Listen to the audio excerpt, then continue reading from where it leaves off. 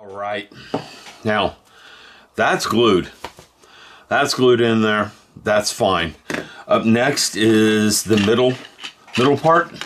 I'm going to test fit everything as usual before we start gluing, just to make sure I know how things go, because I don't want to put it in backwards. Hopefully that's not going to show, but I don't think that is. That's some spooge, whatever you want to call it, from my tabletop right there. This is not clean, apparently. I don't think it'll show because I think these parts sit on top of each other too tightly for it to really show. Yeah, it's not going to show. All right, so parts go in from the bottom. All the parts go in from the bottom. Let's try to be a little bit more careful with the glue this time. And this is what I mean. I need to get a just throwaway paintbrush and use the paintbrush on these things, so I don't do what I just did and get it on my fingers and get it on my tabletop, my work surface. But it's also been quite a while since I've done anything remotely like this, so I'm going to make mistakes. It's part of life. Okay? Those that haven't made mistakes, raise your hand. You need to run for president because you're perfect. Okay? I don't talk politics here. Never have, don't want to start now. And I shouldn't have said what I just said. But the honest truth is, the most perfect person in the world probably should run for president, because almost everyone will vote for them, and they probably wouldn't make any mistakes. Now, outside that, we're not going to go any further with politics. Politics are for some other place, not a channel on how to build scale models. Okay? Or 3D printed models at this point. Oh, I've got some scale models. Again, I've got like 8 or 9 of them over there I built that I need to review, which I will do soon. Okay? One of the big slowdowns on me doing model reviews is the kids. When the kids are here, I don't have time to do much of anything but kids. I can start the printer up and slow the printer down, but I can't do much of anything else except for that. It's just how life is. Okay? I'm sure that's the neck piece for the head. And so far everything goes in from the bottom, and this is no different. Everything goes in from the bottom, which is good. Easy to deal with. Okay? Oh, I'm dripping this on my work surface. At least I'm noticing that. I didn't put anything underneath my work surface like a fool, like I said I would. I got it on my fingers again, so I'm going to have to watch myself. But this is the last part of this set I'm gluing together. Then I've got the tail to glue together. I should get some paper plates or something.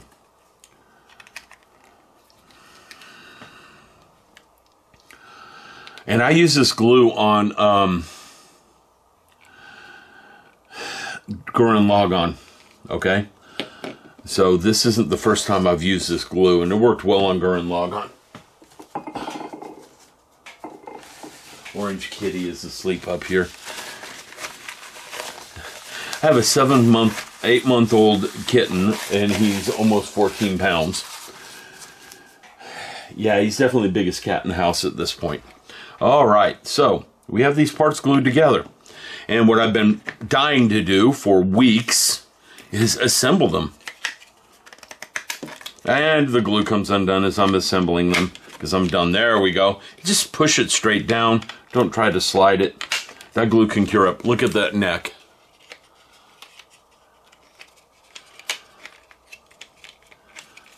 And it can twist a little bit too. Look at that neck. And let's get a head on there.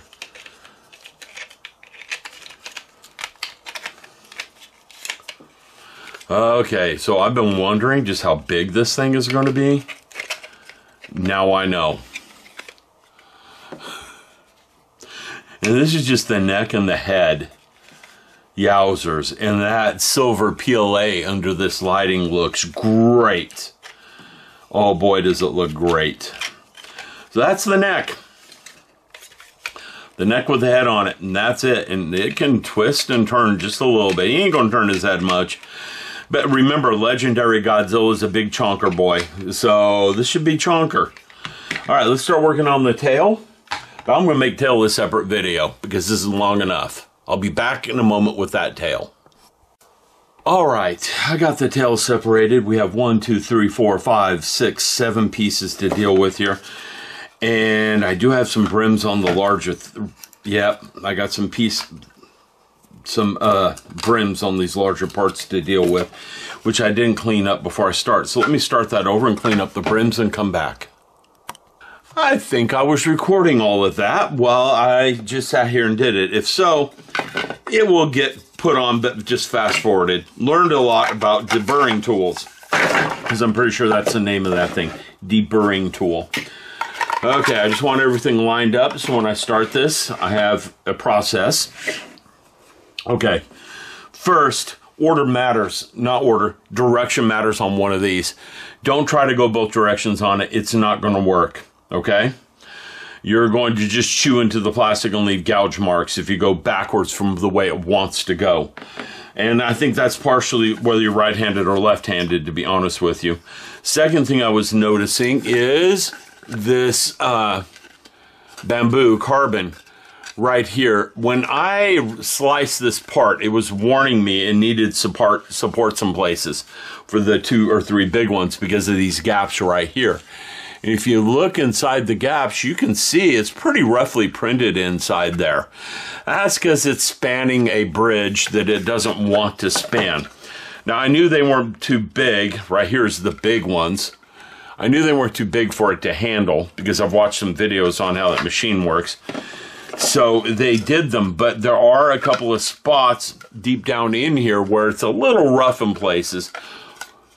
I don't think anyone's going to be sticking their fingers inside this thing to find out, so I'm not too worried about it. I'm going to go ahead and start gluing these things together. They only go one direction, which is good. Okay, I'm going to let the glue sit a little bit, and like I did with the head, before I put the tail together, I might even let the glue sit overnight a bit. Okay, because they're going to use a lot of glue, and I'm probably going to end up buying another jar of glue when I'm done with this project. This is too big a project. This tail is way too big. And again, these parts only fit one direction. If I put them the wrong way, I find out pretty quickly. Okay? And a good thing about them, I got glue on my fingers again. I'm not being very careful tonight, which I'm going to have to learn to do. One thing about the parts is that, I mean, the designer, he designed this, again, very well. Parts go one way. You can't put them in backwards. The biggest problem I have is tolerances could be tighter. And if I knew what I was doing with 3D design software, I could fix the tolerance to be tighter, but I don't. So I'm not going to even attempt it. Okay? There should be a way to fix it with some Elmer's glue or something on the joints. Some super glue on the ball joints. Probably would tighten them up a bit. Because I know the black tail parts, without the silver tail parts on them, can hold quite a good arc to the tail. And you put these silver parts on there, and yeah, I don't think it's going to hold an arc to the tail anymore, because these silver parts are pretty heavy. I mean, this tail is heavy. It is just the way it is. This tail is going to be heavy. It's too big. Now, you can reduce the infill on it to lighten the load, but then you lose strength. You got to walk a balancing game there between infill and strength, okay? And if you don't walk that balancing game correctly, you lose strength. So I'm printing these at, I think 15% infill, maybe 20. But some of the structural parts I went up to 30. Some of the joints, arms and legs, I went up to 30. I don't need the problem I had with that guy over there, with Gurren Lagann. This is one of the things I've learned since printing him, is that structural parts should have more infill to be stronger than non-structural. And that the slicing software will actually help some with that and do some dynamic infill layers. But I didn't get into that just yet. I've been slowly learning my way through that software. Okay, lately I've been making name plaques for the girls. And I'm learning how to use the multicolor printout. One thing about that multicolor printout is it wastes filament. Boy, does it. Every color change wastes some. I got filament poops downstairs. I got a poop tray full of filament poop. And one of my cats, his name is Jam, seems to think it's really fun to get in there and mess with the filament poops, and they're scattered all over the house. He thinks they're toys, snacks, jam snacks. I don't know what he thinks, but we get filament poops all over the house. So you're walking along, and it's like a little Lego. You step on it, although it's not sharp-cornered, but it does prickle your feet a little bit, and it's crunchy, and you're like, what the heck am I crunching? The only way I can describe it is if you've ever been in a forest and stepped on some beetles, it's about the same. It crunches like a beetle and feels about like a beetle. Okay? So that one should probably be glued. And again, good thing about this glue is it glues quick. You can tell I'm going through this assembly pretty fast here. I just got to make sure I don't get the glue on my fingers and spread it around the outside. Now, is this glue wonderful? No. If you go back, I did some glue test videos. It's not wonderful, but it definitely holds better than super glue, which on something like this, I'm going to want it to hold better than super glue. This guy is too chonky. He's too big and too chonky. Way too big and too chonky. Going to make me happy to have this tail glued together, though. I can start working on the legs tomorrow. I do not have the lower abdomen the waist printed all the way out. I have all but one part printed on the waist. That's when I ran out of filament. I got the legs printed all the way, and I have part of the abdomen printed. I have the parts of the hands printed. I do not have the arms, and I do not have the abdomen and the upper chest printed. I have most of that upper chest printed, though. So I can't really go past his upper neck and his tail right now. I can put his feet together. The new filament's supposed to come in a couple of days. I am using bamboo filament because with the printer came a subscription service where you can buy 8 rolls a month at $15 a roll. I think that's 2 kilograms again. Standard size roll. So you buy 2 standard sized rolls at $15 a month, up to 8. And the refills, they do not come on spools. The ones on spools are 20 or something. They're still discounted, but they're 20 something. Okay, it's a good deal. I don't know what the membership price is because I can't find that information anywhere. So when my membership expires, I might get a shock at the price of the filament. I might not. I might get a shock at the price of the membership. I might not. If I'm going to do a lot of printing, the membership is definitely worth it. But only 8 spools a month, that's more than I'm going to print. Unless I do something like this big thing. And I'm going to print way more than 8 a month. And I can see some fingerprints I got on one piece of it. But it'll be hidden by segmented tail. I got 2 more pieces of glue together. I'm going to let this sit overnight and assemble it then. Okay, so we'll probably come back to this tomorrow and finish it up and clean up the feet so we can see how big the feet are on this boy. He got some big feet, and I do mean some big, big feet. Again, this thing caught me off guard. I learned something with him, that before you decide scale, you better look at the whole model, not just 1 or 2 parts. Because I thought, you know, the head, that should give me a good idea how big this thing's going to be.